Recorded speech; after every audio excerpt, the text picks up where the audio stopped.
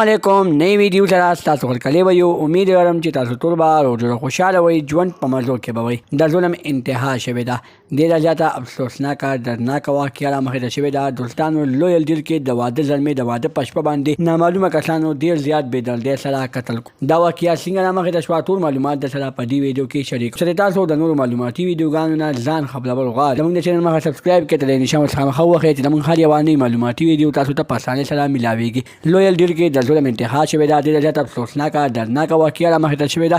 ډېر زیات ظلم شوی دی د واده زلمې د واده په شپه باندې چې په موټرسایکل باندې روان دي ملګري پسې روان دی چې زه خپل ملګری